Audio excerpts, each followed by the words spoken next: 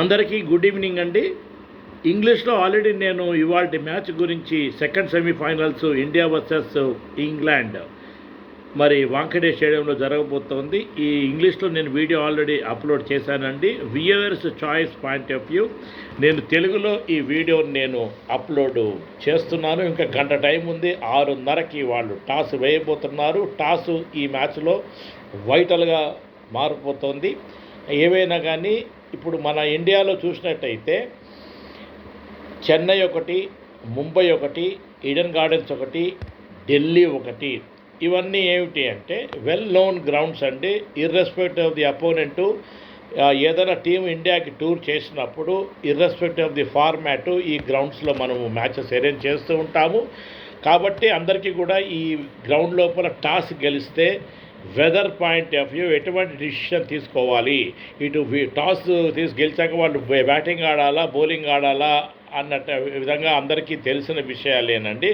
అందరూ సగం మంది ప్లేయర్లు ఆల్మోస్ట్ ప్రతి టీం నుంచి మరి ఐపీఎల్లో కూడా ఆడిన ఎక్స్పీరియన్స్ ఉంటుంది. కాబట్టి decision making point of view అందరికీ తెలిసిన విషయాలు అని చెప్పక తప్పదు. ఇండియాకి మాత్రము ఈ టాస్ వైటల్గా మారబోతోంది.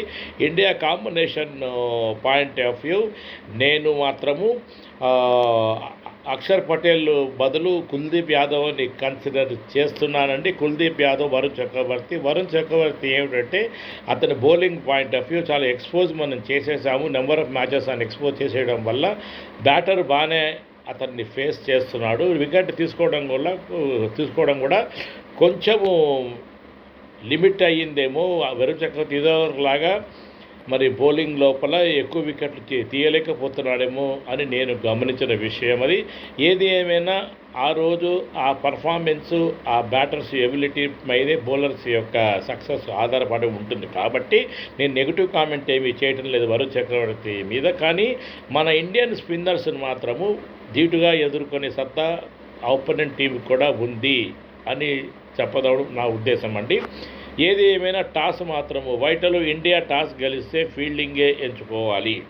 ఫీల్డింగ్ ఎంచుకొని వాళ్ళని 185 రన్లు మ్యాక్సిమం లోపల కనుక రిస్ట్రిక్ట్ చేసినట్టయితే ఇంగ్లాండ్ బ్యాటింగ్లో చూసినట్టయితే మొదటి 5 బ్యాట్స్మెన్స్ పక్కా బ్యాటింగ్ ఆర్డర్ ఉందండి.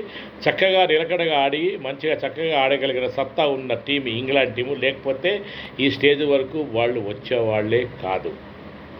అందరి కళ్ళు మరి నిన్న మ్యాచ్లో మాత్రము ఇటు సౌత్ ఆఫ్రికా మీద వాళ్ళు గమనిస్తూ ఉంటే అవలీలగా న్యూజిలాండ్ సౌత్ ఆఫ్రికాని ఓడించింది. ఈ టోర్నమెంట్లో మరి సౌత్ ఆఫ్రికా ఏ మ్యాచ్ ఓడిపోకుండా మరి ధీటుగా సెమీఫైనల్స్ దాకా వచ్చింది. కానీ నాకౌట్ రౌండ్కి వచ్చేటప్పటికీ మళ్ళీ న్యూజిలాండ్ చేతిలో పరాజయం పొంది టోర్నమెంట్ నుంచి బయటికి వెళ్ళిపోయారు ఫస్ట్ సెమీఫైనల్స్లో.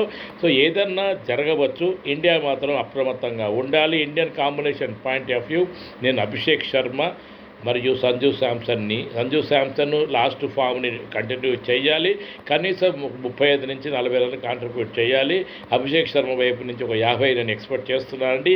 ఏది ఏమైనా పవర్ ఓవర్స్ లోపల వికెట్ కోల్పోకుండా మన ఇండియా జట్టు ఒకవేళ ముందు బ్యాటింగ్ ఆడితే మాత్రము ఒకరు చేసినప్పటికీ ముందు బ్యాటింగ్ ఆడినప్పటికీ ఈ రూల్ మాత్రం వాళ్ళు మర్చిపోకూడదు.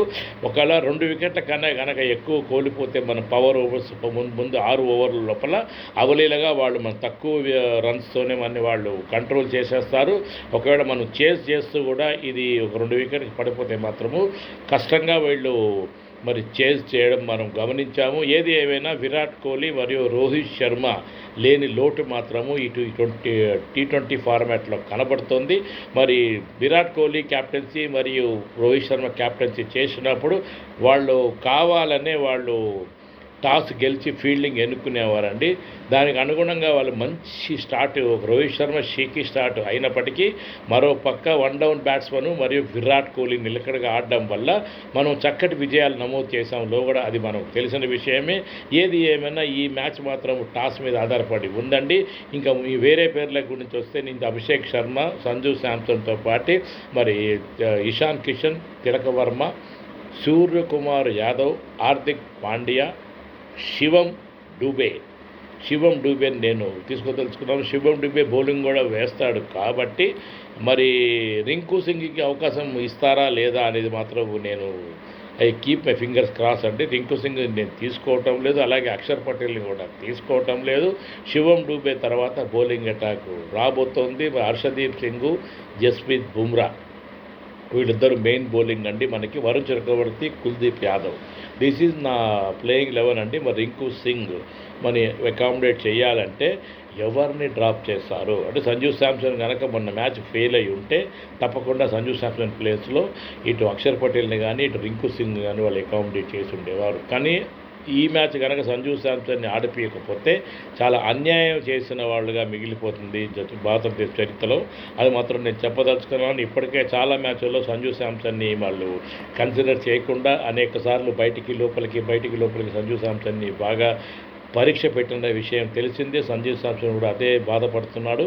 ఏది ఏమైనా ఒక ప్లేయర్కి రిపీటెడ్గా కనుక అవకాశాలు ఇచ్చినట్టయితే మరి అభిషేక్ శర్మకి ఇచ్చిన విధంగా ఫామ్లోకి రావడం పెద్ద విషయం కాదండి. వాళ్ళు తప్పకుండా ఫామ్లోకి వస్తారు. అలాగే సెలక్షన్ ఆఫ్ షాట్స్ చూసినట్టయితే సంజు శాంసన్ చక్కటి బ్యాటింగ్ ప్రదర్శన చేయగలడు.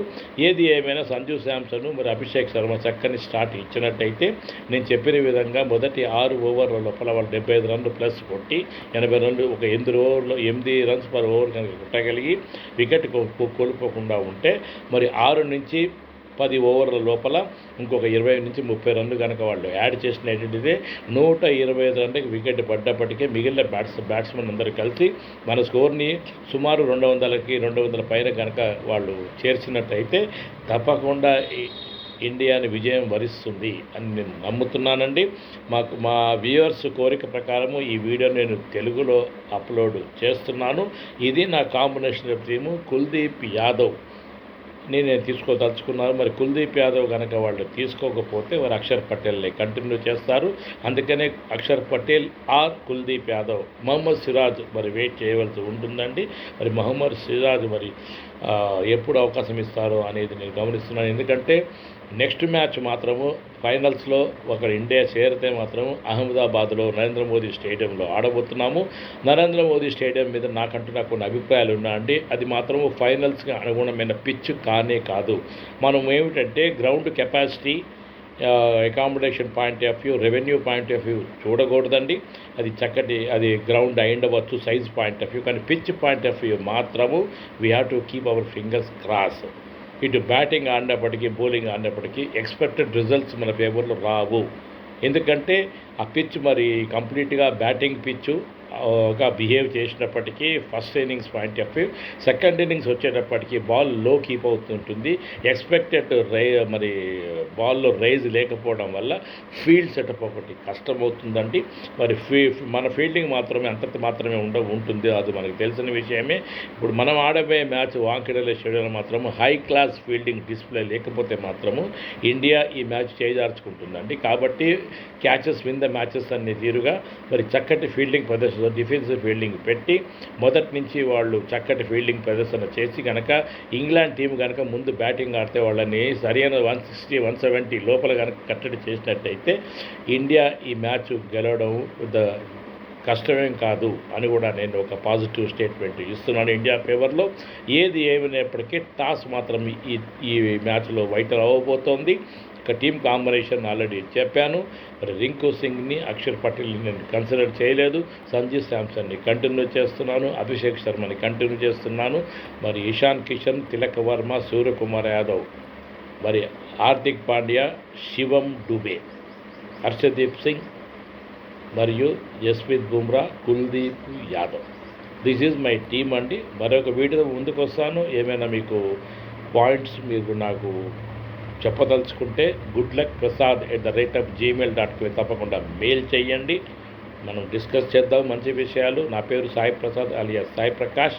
ఈ ఛానల్ పేరు Hyderabad blues on cricket analysis BLUUZ అని టైప్ చేయవలసి ఉంటుంది. తప్పకుండా నన్ను రివర్ట్ బ్యాక్ చేయండి. ఇంకా టైం ఉంది మనకి టాస్క్కి. 6:30కి టాస్ వెళ్తారు. ఆ తర్వాత మళ్ళీ మనం ఏమైనా అవసరమైతే మన పర్ఫార్మెన్స్ చూసి వాళ్ళ పర్ఫార్మెన్స్ చూసి అసలు ఎక్స్పెక్టెడ్ స్కోర్ ఎంత కొట్టబోతున్నారు, ఒకవేళ మనం బ్యాటింగ్ ఆడితే వికెట్ కోల్పోకపోతే ఎంత రన్ను కొట్టబోతున్నాము, ఫస్ట్ వికెట్ పడితే ఎప్పుడు పడుతుంది, ఎప్పుడు పడింది, రెండో వికెట్ పడితే ఎప్పుడు పడింది, ఎక్కడ పొరపాటు జరిగాయి అన్న విషయాలు కూడా మనం మాట్లాడుకోవచ్చు. ఏది ఏమైనప్పటికీ గ్రౌండ్లో ఆడేవాళ్ళది ఫైనల్ డెసిషన్, వాళ్ళు ఆడేదాని మీద మనకి కంట్రోల్ ఉండదు. కాబట్టి మన ఎనాలిసిస్ మనం చేస్తాము, ఒక ఎక్స్పెక్టేషన్స్ అంటూ పెట్టుకుని మరీ అనాలిసిస్ చేస్తామండి. ఇది నా ఫైనల్ కామెంటు. దయచేసి మీ అభిప్రాయాలు తెలియచేయండి. వాట్సాప్ గ్రూప్లో నా వీడియోని షేర్ చేయండి, సబ్స్క్రైబ్ చేయండి. నమస్కారం.